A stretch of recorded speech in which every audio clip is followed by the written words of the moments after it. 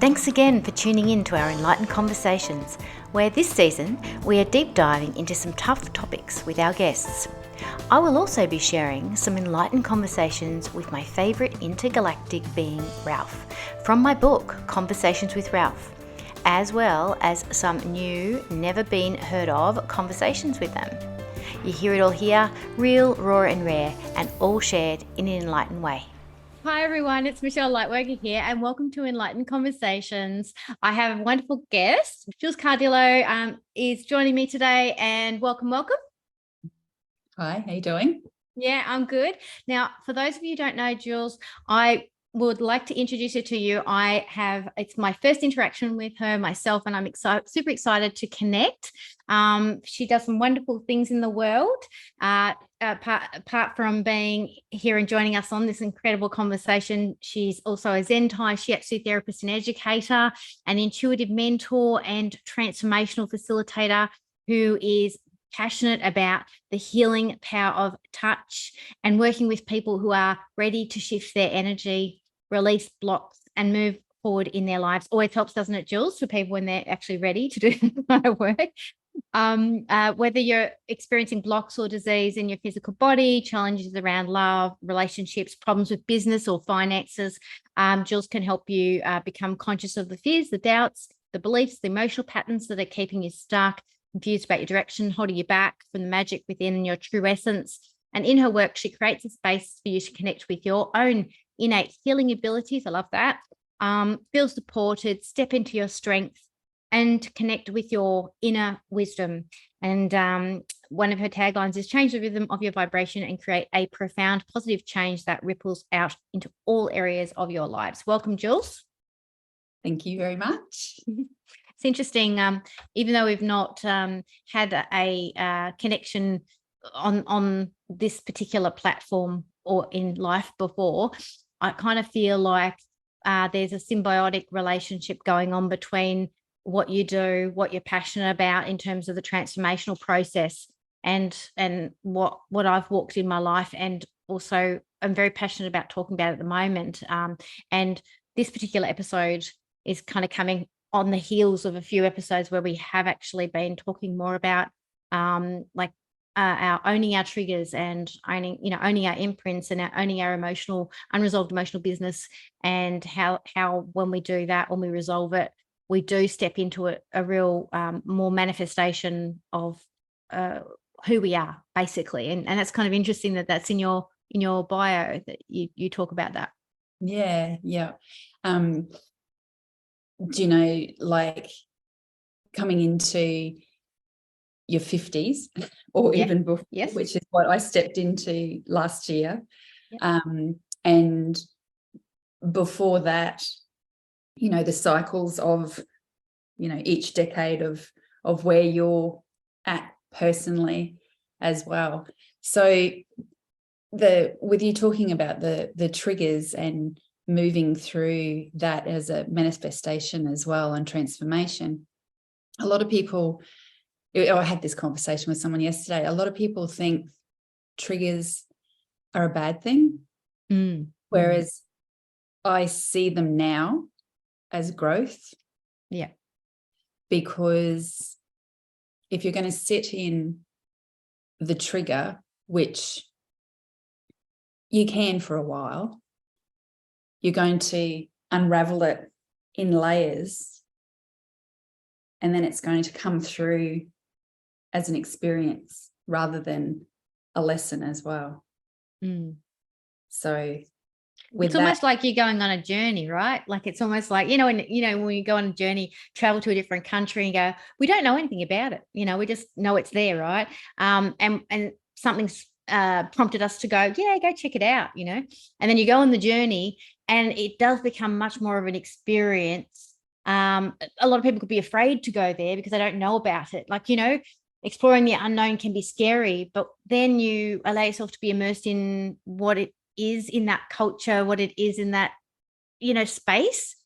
And that is profound experience. And a lot of people say that the best experience you could ever have is traveling. It's a little bit like that, isn't it? But it's going into rather than over there. Well, it is, because you're traveling. Yeah, you are.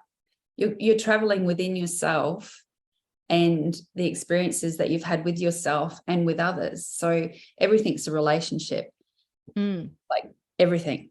Yeah. And the relationship with yourself is always going to come out to how you're treating others and others are treating you. And how the world's treating you too. Totally. So yeah. And so walk me through it. So like I did Zentai Shiatsu training back in, I think it was 2024 to 2025 or 2024. That's in the future. Okay. No, Yeah. 2004 to 2005 or 2005 to 2006. I'd have to go back.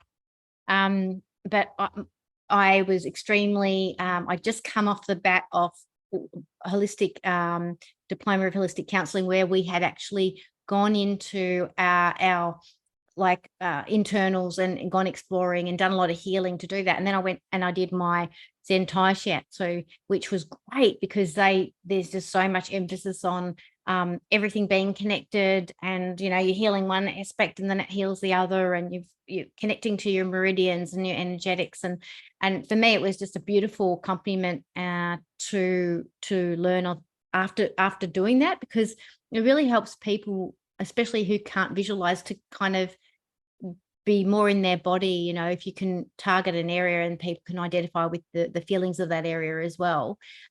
How's your I guess how does it come together or be put together for you in relation to how it's all happened for you? Yeah. So I did my full training 2014 or something like that. But previous to that, I'd been doing bits and pieces with Gwyn when he first started his training, actually. Yep. So I just moved to the Sunshine Coast, and I was in corporate, and I was still wearing a suit. So I was out at Yandina at the markets, and I was sitting in a cafe, and I looked up and I was like, I'm going to do that. And there was just a one poster, and it was a half day or a day out at the Nindri at the centre. So I phoned Gwyn, and he's like, oh, we're full. Hang on a minute. No, you're meant to be here, so come out. So then I went out, and there was about 10 people, and that was his full then, opposed to now where there's like hundreds of people. Yeah. So that was a crossroad in my life of moving from corporate into wellness of my business. So then from there, I moved into doing a chiropractic assistant. So I completely removed myself from corporate. It was way too ruthless. It was in property development. So I did that. And then once I was immersed in the training, it was an unraveling. Okay. Yeah. So it was a total unraveling of all the ways of what I thought of how it was going to be, as in my life, as well as everything else around it. So going in and being immersed in that, when you're coming back out, you're seeing things, as you know, in a completely different perspective. So with that, and doing all of the yoga and the body work, and you're moving like stuck energy and chi, which is what it is, you're becoming more free with your emotions. Things start opening up more. You're learning to breathe again. You're learning to feel again. You're learning to embody all of that.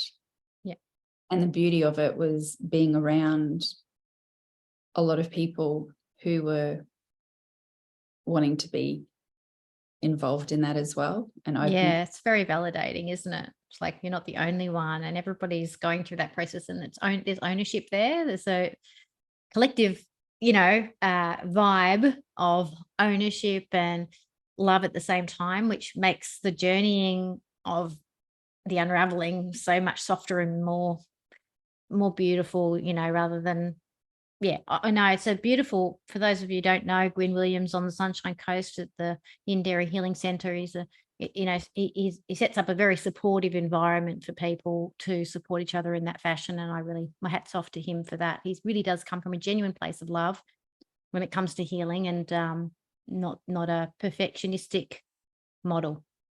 Yeah, totally. And you can feel that, and you can feel that through the different mentors and teachers that some people may have had through their lives and stuff. Whereas it's very, very genuine.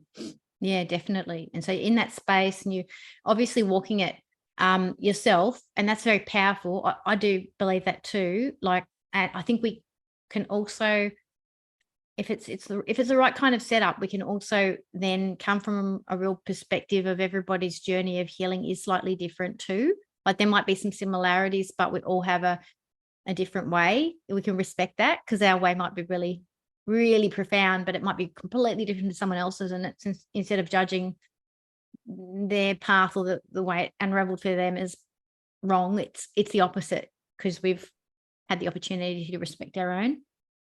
Totally. Yeah, because I noticed that in your bio too, that you really said to bring out people's innate healing abilities. And when I heard that, I'm thinking, you really get it, that you're unlocking, you're facilitating the unlocking of what's already there, and you're respecting the process of that person's essence, and how that's going to then allow it. It's when it's allowed, when it's given permission to be unleashed, and it can do its thing. It's profound. It's a teacher. I know that for me as a spiritual teacher, I always learned from my students. I never, I know it all. I always felt like I was getting something. Oh, another little gem they're teaching me. Yeah. And that's it. Like I can't heal for you. I can't heal for any of my clients or friends or family. It's your own individual. You're there to help with the knowledge and wisdom and whatever you can give and whatever they're going to take from that as well. And that's the same. I could have someone come and lie on the mat and say all the things that are going on. So then I'll be okay, and then I'll be moving the body, but I'm just aiding that. I'm moving the body. It's there. Well, actually, it is both of our chi, because it's both our energy and that intertwined.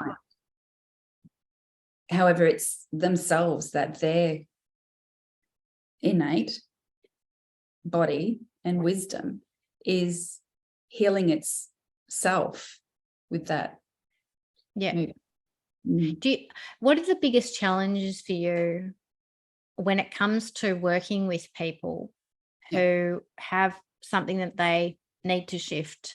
What would you say would be the biggest, maybe one or two challenges that you've got that might be helpful for people to hear? It would be like, it's easy enough to say to relax into it and to believe, because you can be in that space where you're just going to go, no, I'm not even ready for that. With the analogy of like going on to being on the mat, and the biggest challenge is not letting go. Yeah, I was going to say, I keep getting not letting go. Yeah, that's interesting. I'll even have people helping me, like, so I'll have a hand, an arm, and I'll lift it up, and I'll be doing that. And if I let it go, they're actually still holding it up. So then I show them and I'll say, oh, can you see what you're doing here? And they're like, what? Some of them don't even realize that they're, and then they go, oh, I didn't realize that. And then you can feel them, do a breath with them. And not letting go is a big one. Yeah. And when I'm hearing not letting go, I'm hearing a few components. So for me, I'm hearing a lack of trust, or maybe even issues around trust, like trusting, which may then be compounding whatever issues they've got, like in their chi, like it might be stagnating them because they have a fear of trusting, so therefore they have a fear of letting go. And then the other thing I'm hearing is because they have a fear of letting go, their will is unintentionally saying no to the process. And the will, like you said, people need to be ready, but it's also that the readiness comes from that also being willing. I find that people need to be, they might turn up, but they might not be really willing to drop in and let go. And it can I can see this kind of little circle here. We go, oh, can't trust, can't let go, don't want to be willing. It's the same kind of round and round we go kind of thing. And I do find that the most powerful thing a person can do is to be willing to let go, even if they're not quite there yet, and to be willing to have faith that they're being supported, even if they're not 100% trusting, but they're willing to. Yeah, there has to be some sort of will in there. Yeah. And I guess that's what comes with the belief as well. So it can be tricky. It can also be full of ease as well. I've seen people come in and as soon as they walk in, it's their voice, their face, their posture. Like I'm watching them from a whole, like when they come in, I'm listening to what they're saying, and it's a deeper level for them.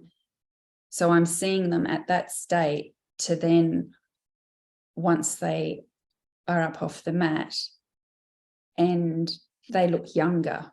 It's incredible to see. They're softer, their shoulders are down. It's like they've taken, I just got goosebumps all over my body. It's taken off these layers, ever so slight, but it makes me wonder, like, because then there's sort of like it's almost like and I'm not criticizing that, because I love that process, especially as a practitioner. It's just so lovely when someone's so easy to work with and they're so willing, they're so eager to do whatever you want and accept it and everything. But then there's that sort of other extreme of too willing, and I wonder if that sort of also then lends itself to them, when they leave, to not be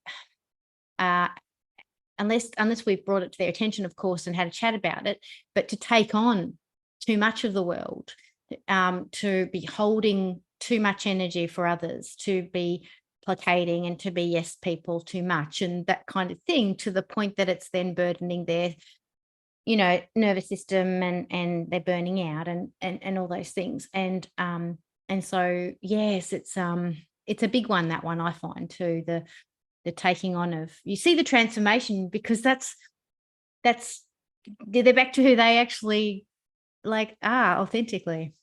So totally. Do you find that that there are other, I guess, do you work in the realm of that when they come in, you can sense if there's another person in the room that's on the other side, or hanging around, or taking energy from them from afar even? Do you work in that kind of arena? Well, I actually didn't know I was doing it, to be honest. So it's become more aware, and like for me in the last couple of years, that's what it is. So I don't always voice it. Okay. Like things will come out and then I'll just leave it. And then they'll say to me, what was that? Or my music changes, and, you know, just random things like that. So I am aware of it now. Is it because you're discerning, like, I don't know if I want to overwhelm this person with this too much information because it doesn't feel appropriate, but this is here and this is what's happening. Is it? Total discernment, because not everyone's ready to hear things. Not everyone's like what we were saying before about being open and willing. You know, there's not always so I feel into who as well, like there's a little bit of that it's, and And so with your current work with the transformational side of things, you're obviously passionate about the transformational side of it. What do you share more about that with me so that I can understand what it's lighting up for you? So I do believe, like, it's been what we were talking about before as well. It's like the journey. So mine started just before I had my daughter. So she's 11 now. So I was in a transition from that into motherhood. So there was that transition. Yeah, wow. And previous to that was I'm adopted. So I was finding out a whole lot of information about birth parents and stuff before she was born, before my daughter was born. So there was that transformation into that as well, mixed into when I was training Zentai. So I was immersed in all of that as well. Also, just previously, I have been separated and divorced. And so there's a massive transformation in that journey as well. And I've been stepping through different stages and cycles of my life, and I understand what it's like to be in the transformation in a lot of different hats, to be honest. That's great, though. That's relatability factor, isn't it? I'm 3 times married, you know, I've got a couple of daughters now, they're in their 20s, can't believe it. But just like even going through all the phases of different parts of motherhood itself is huge. But then it equips us for holding the space for a variety of different people's life, you know, where they're at in their own life as well. Points of, you know, transformation, I guess, is probably the best. They're all invitations to transform, really, aren't they? Yeah, totally. It's and whether you do or not is it's up to you entirely. Absolutely, no judgment. No. I don't subscribe to you know, an agenda, like for people to have to turn up and transform. It's because I'm more of the initially, I probably was, I must admit, probably a little bit spiritually arrogant when I started to, in my 20s, when I started to realize, oh, don't you know about that? And like, you know, like almost like, come on, stop doing that. You should, like, in my head, even if I wasn't voicing it, you know, oh, you shouldn't be doing that. You're projecting. And you shouldn't project, you know, like I feel like here I am. Oh my God. Spiritual boundaries, Michelle, come on. But you know, like you know, I'm more curious when people are like unwilling or resistant or just not interested, or because I'm more, okay, well, but maybe their purpose is for something to be a catalyst for other people too. And so therefore that doesn't make them any less important or what have you, because we're all learning a shitload from their resistance, and and whatever about what we need to do. So I kind of look at it all like more from a more loving and accepting perspective now. Yeah, totally. And that comes with forgiveness as well, you know, like, and yeah, with yourself, I've learnt in the ladder as well. And, you know, we can forgive ourselves, can't we, Jules? yeah, right. God. Yeah. So yeah, it's just every day. It's something's different, and we're learning. And like you know, like my daughter, holy smokes, teaches me so much, and it's just like this mirror. Like, yeah, totally. like, every step of the way. Oh man, it's still going. I'm telling you, I'm still learning heaps. I'm like, was I like this when I was a tween? Okay. Yeah. She's a little more cleverer. Yeah. Now I'm comparing myself to when I was 25, and I've got a 25-year-old going, oh my God, what was I thinking when I was 25? Holy crap, you know. And then it's like, you know, I'm just looking at this person going, wow. And then it's like, oh my God, that's only 3 years before I had her. Imagine what I'm going to be thinking when she's 28, you know, like, you know, I was, oh God, I want to think about it. I'm doing a lot of forgiveness in advance. I did the best I could, Jules. Oh my God. But there's just so much. I mean, I was talking to one of my previous guests about this the other day, and we're talking about like intergenerational trauma, and like, you know, when you don't kind of heal the imprints and the traumas and things that are existing in your body when you get pregnant, and then you pass them on in your DNA. And then we're talking about how I was saying, oh my God, you know, if only I knew that. I did all my healing when when they were 3 and 4, like, you know, that kind of thing. Oh shit. But I think, you know, there's a lot to be said for healing as much as we can, as fast as we can, to take that responsibility to own it as soon as we can. But their ages, I think, will trigger as well. Those ages of those children, every single time they change their age, will trigger our age when we were that as well. So I think there's sort of like this symbiotic extra healing that happens that you can't even do a deep dive into, even if you wanted to, until they arrive at that particular age. Yeah, so totally. Yeah, so it's an interesting journey of acceptance, forgiveness, willingness, responsibility, love, you know, all of that. Yeah, all the things. Yeah. She's pretty emotionally intelligent, so I'm like, holy smokes, what have we got here? She's just like cutting to the chase, like really quickly already. So I'm just like, whoa, okay, this is good. Yeah. Put me until the ladder, but all right. Yeah. We'll flow. We'll work with this. So yeah. That's good. And so what do you so at the moment you're offering whereabouts are you again, on the sunny coast? Yeah, so I'm in Budrum.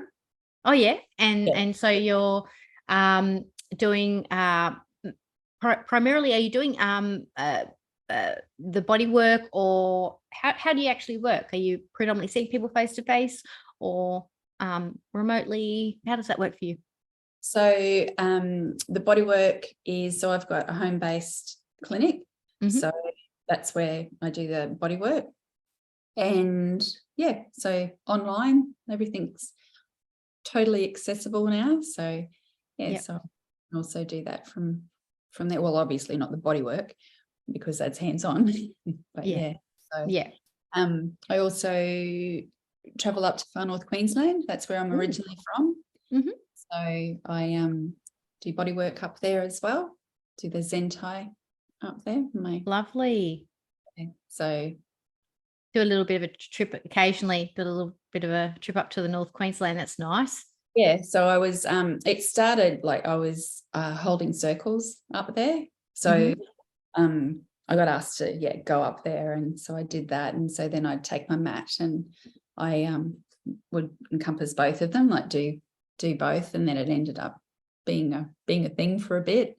Yeah. So, and then just in probably the last latter couple of years, while some other stuff's been going on, I've been not doing it as often. Yeah. Sometimes it's just enough to, and I'm sure people can relate to this, is that, there's degrees of growth in different areas, and it doesn't mean that we're not growing. Sometimes we grow to a point and then it tumbles over a part of our life that we weren't thinking would, but it does. And then we're growing from that, you could say that sort of tower coming down, and then all that learning over there gets injected back into what we're doing at the right times. And it is a bit like that, isn't it? The change continues, the transformation continues, and it affects different parts of our lives in different ways. And it all matters, and it's all very powerful in terms of affecting our work. Yeah. Totally is. I mean, like, there was time there where I had to step back from the body work as well, because I wasn't, it's quite physical and energetic as well. So, I knew that I wasn't giving my all. So I had to give back to me. So to know that in yourself as well, when to stop and take time out as well. And I think, because we're in our 50s and that, and I think it's where we're being called. And sometimes I find, like, with the limitations with my body now and things like that, it's calling me to diversify what I'm doing, and to be opening up aspects of myself that I potentially wouldn't if I was just relying on that aspect of my ability. That's actually helped me a lot to be in a bit more of acceptance of how different the journey is and looks as we go. And then letting go, like for us, letting go of attachment to how things should look, and being more like, come November, I'm going away for a few months. I'm doing some traveling. And I'm not looking at that as, because I'm looking at it from the perspective of, I'm growing my soul, but I'm not 100% sure on how that's going to flow onto the rest of the world in terms of my enlightenment activism. But I trust that it will be perfect and it will flow. And I don't know what it looks like, but I'm willing to turn up and do it, and willing to grow myself, and then accept whatever way that looks, and not preempt it, and not trying to overthink it. And that's happening for me. I'm pretty excited about it, to be honest, Jules. I've got to say, I'm planning to go to Bali, Vietnam, Cambodia, Japan, South Korea, Europe, maybe USA, Canada, UK. It's a lot. It's going to be a big trip. So yeah, that's awesome. So I did heaps of traveling in my 20s and came back in my 30s, and so it was like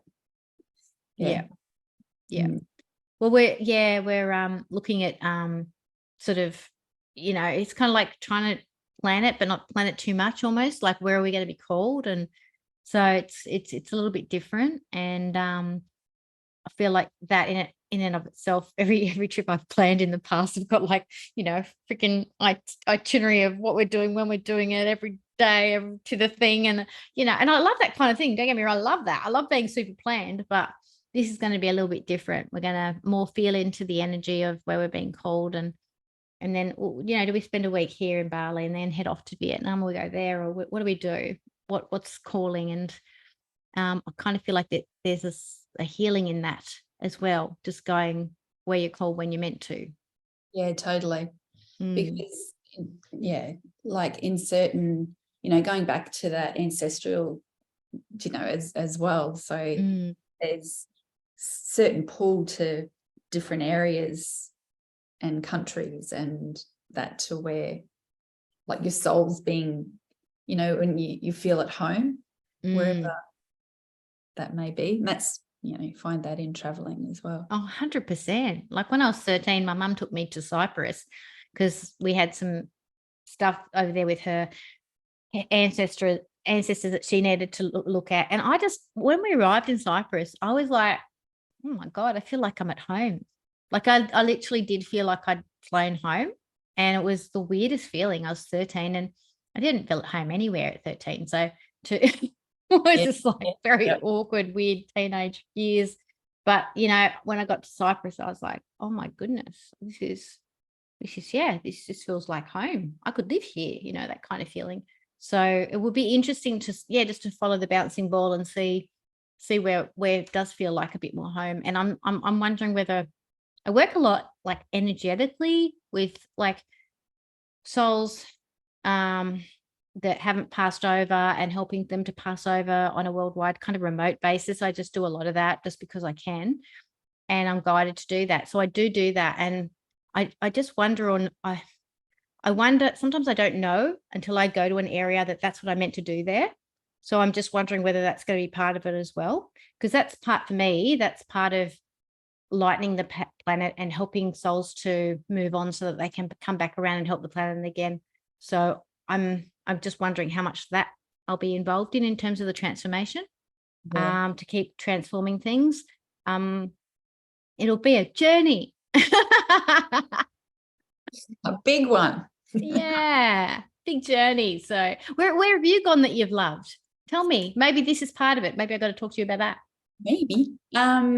So, well, I was based in London and Ireland, and so that was where I was based, and then traveled all like through Spain and Portugal, Norway, America, where else? Africa, South Africa. Where else? Europe, most of Europe, and Canada. Yeah. Where did you go in Canada? Oh, we just went into just across the border. Yeah. Toronto? Or Toronto.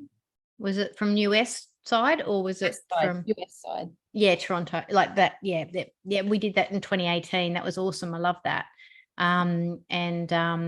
Yeah, no, it's interesting where you feel called, and I really want to go to Ireland, and because my hubby's from, ancestors are from there. I want to go to Scotland as well, because my side of the family on my dad's side is from Scotland, and do more Greece because my heritage is Greece, and my mum's from Egypt, well, born in Egypt, so I want to do Egypt, and her parents were born in Egypt, so I want to do Egypt from that. And also there's this other thing that I've had a connection with Egypt anyway, and the Mayan temples, and I want to do them. There's just like, it's endless really, like, if I'm honest. Yeah, so Egypt was on the top of my list, and I still haven't been there, and that was like when I was 19 or 18 or whatever it was. So it's fine to go to eventually. Yeah. Oh, cool. Yeah. I see a lot of my friends going to Egypt. I'm super jealous. I'm like, I got the green eyes. But I look at the jealousy thing as a good thing. Like when you got the green eyes, it's like, you really got to go there, like, you've really got to do this. And it's like that side of you that, the light side of the shadow going, telling you, you got to go. I think the only reason why I haven't is because my husband's been a little bit,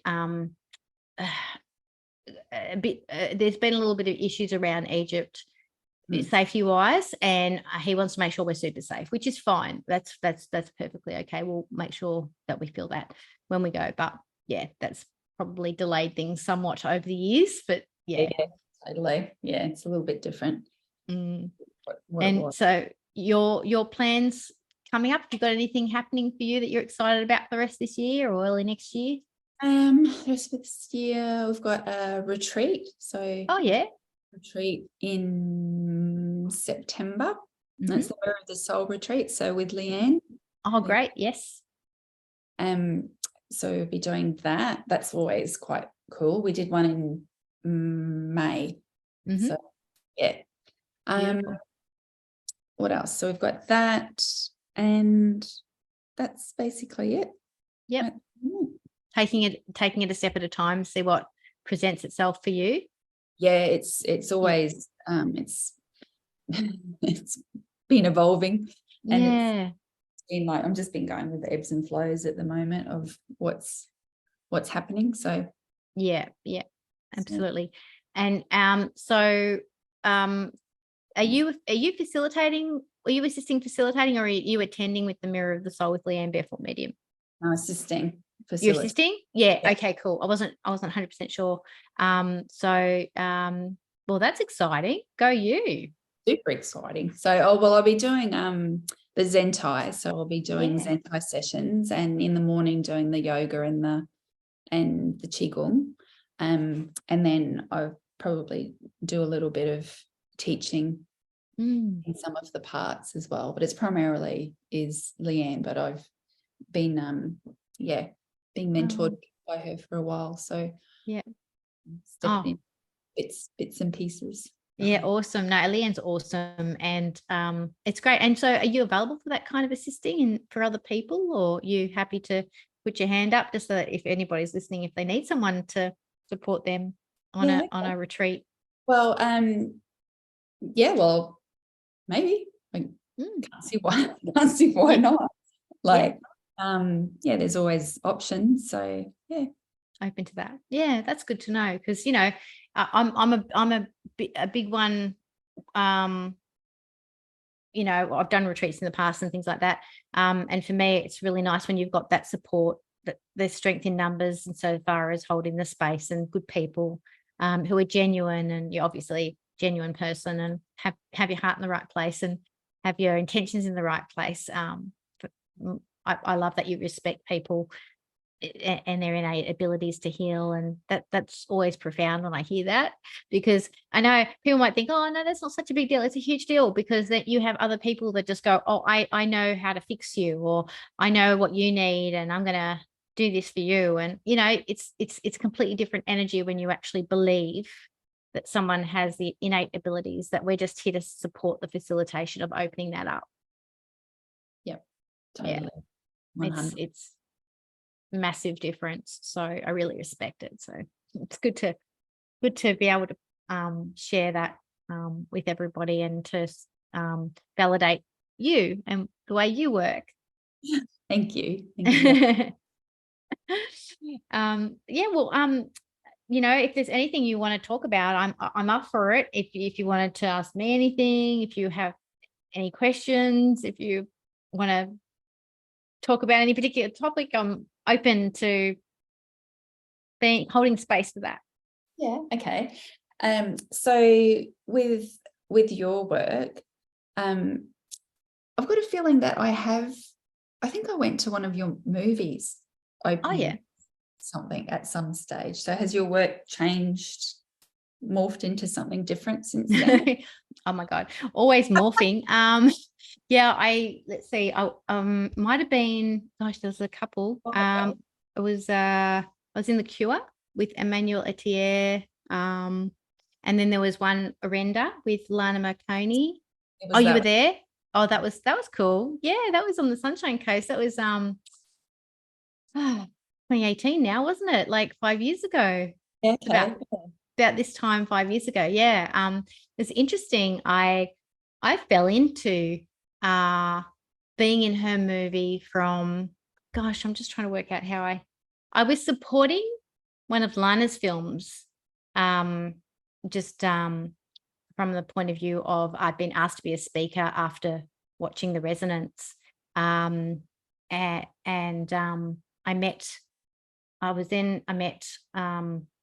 Kelly Kingston, who knew Emmanuel Etier, who was doing The Cure, and then they invited me to be on The Cure as an enlightenment activist, and to speak about how we can heal when we hold certain frequencies. And that was my passion anyway. That's where I spoke from.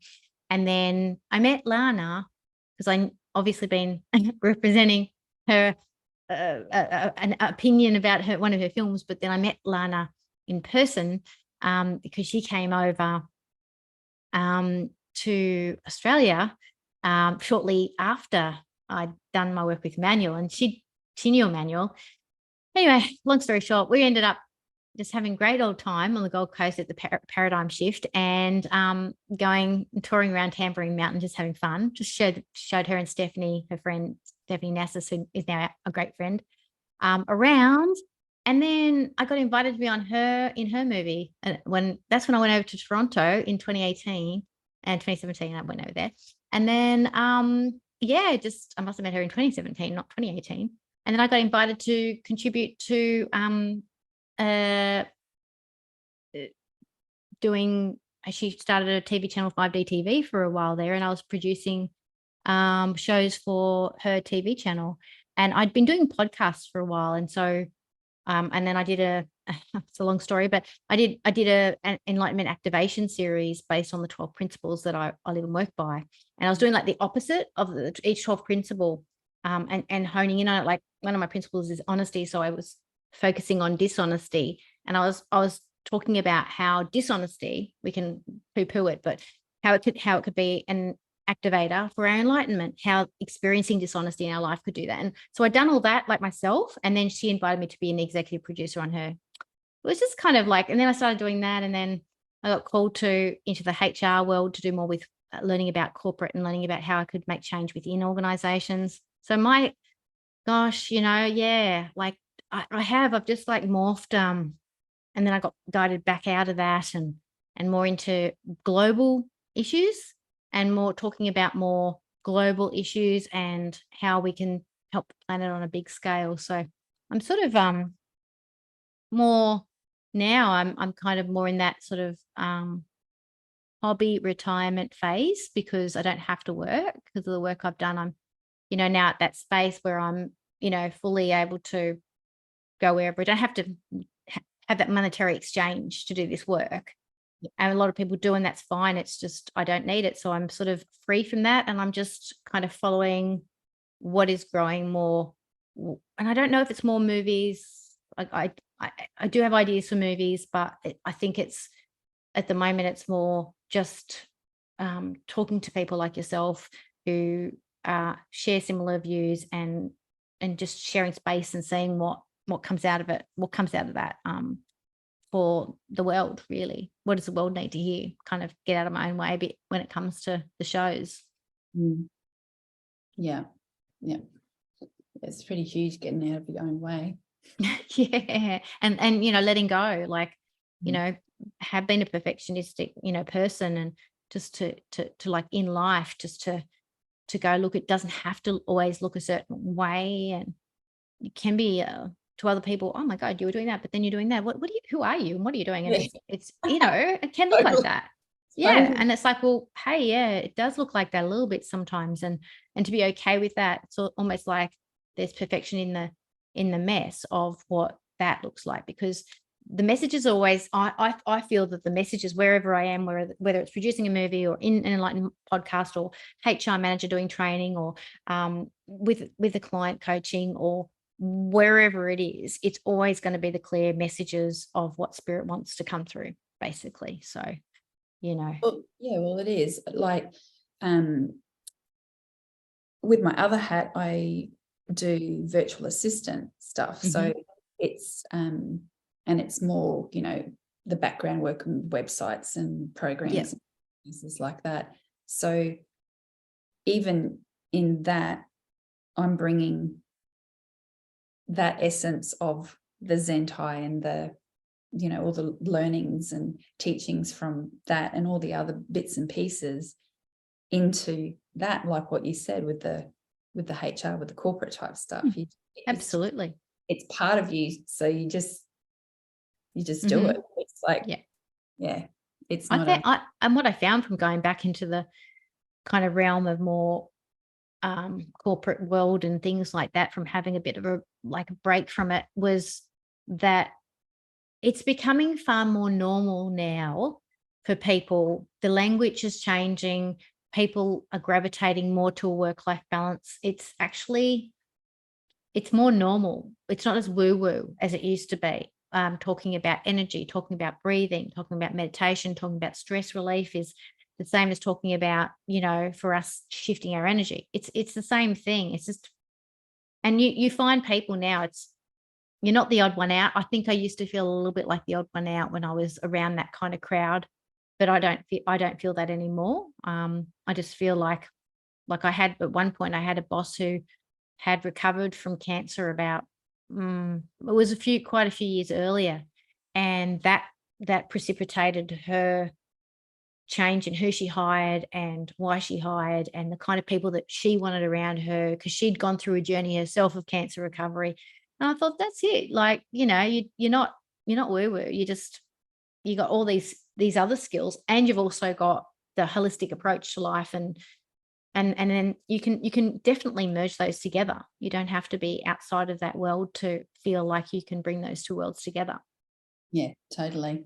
I went into a huge accounting firm up in Far North Queensland, and there was, in one of the meeting rooms, there was a bowl of crystals, and then I was like, what's going on? Intriguing. And when I walked out, I saw on every single door there was little crystals on each of the rooms and stuff.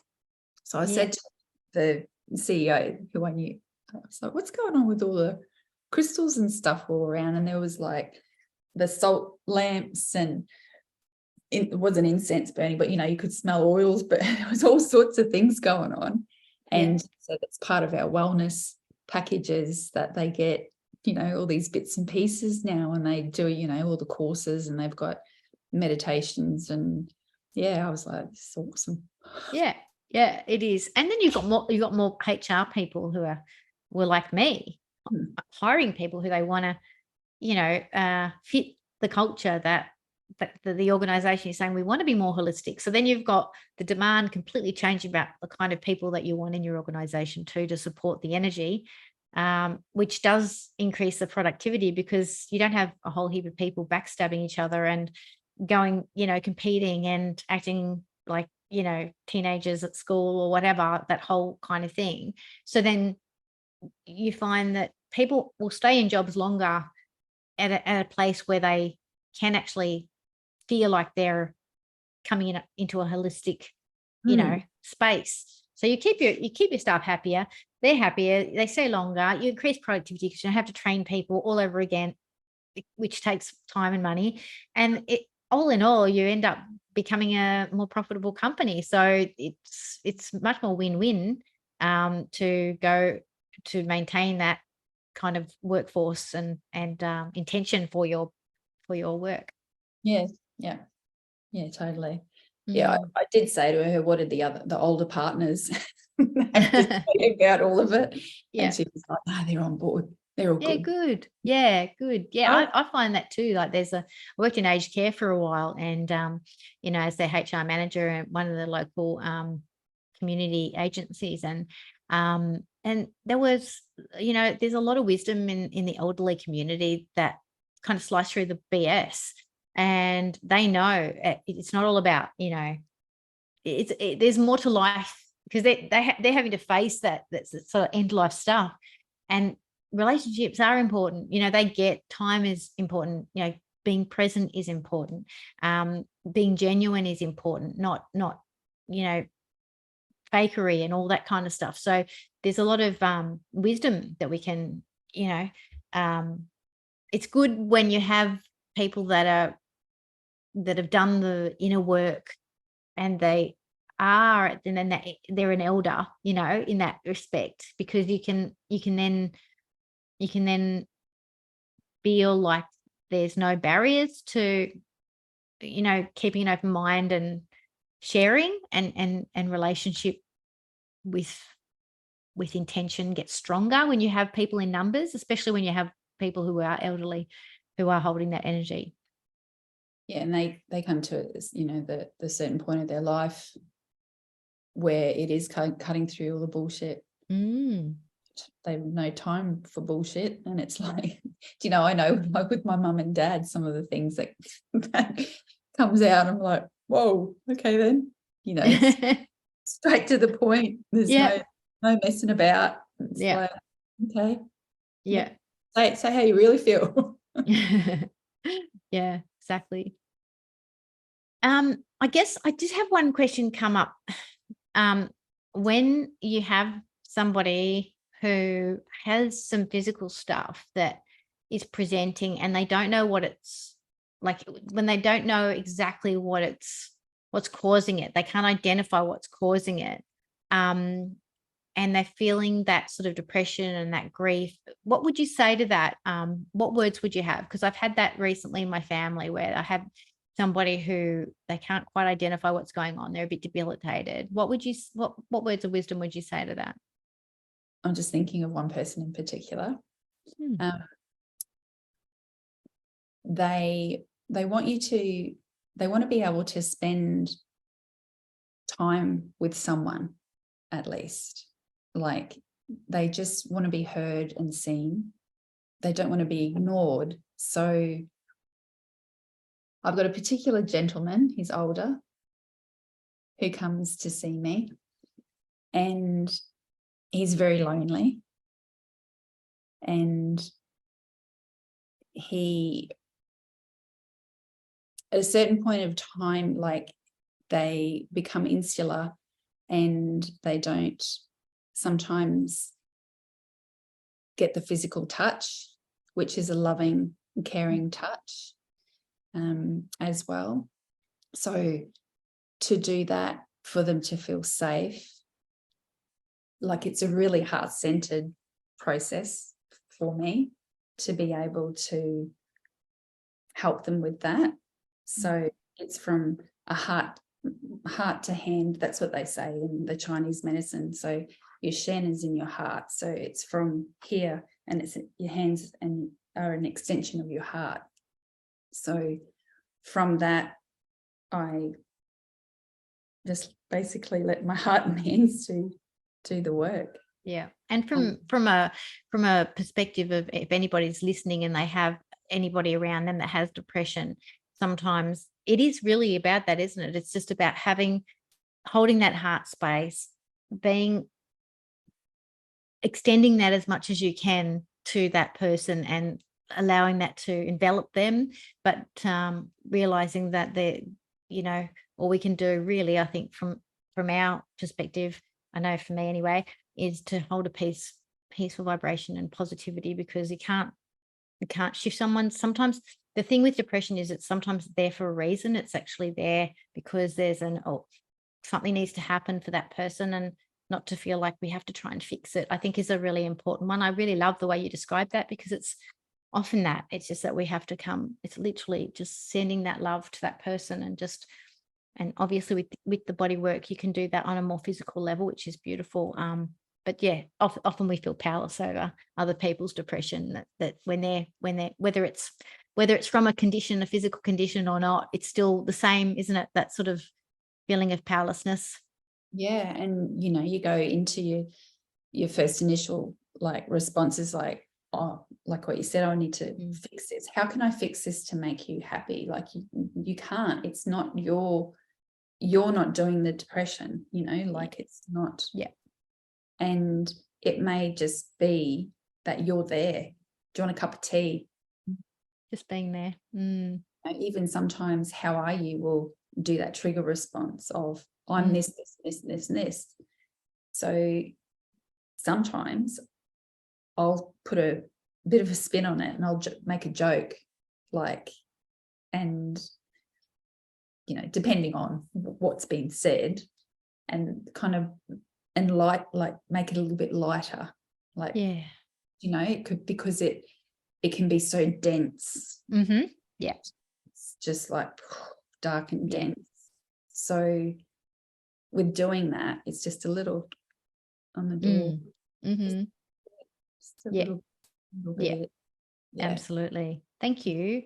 And where can people find you? Just so that if they want to get in touch, Jules, we can give your website, a spiel here, or your Facebook page.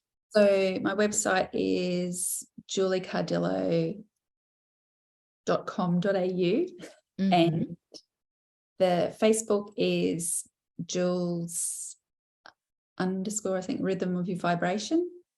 That's right. Yes, I went onto Instagram. Is it the same one for Instagram? Yeah. So Jules, for everybody listening, Jules is JULES _ Rhythm of Your Vibration.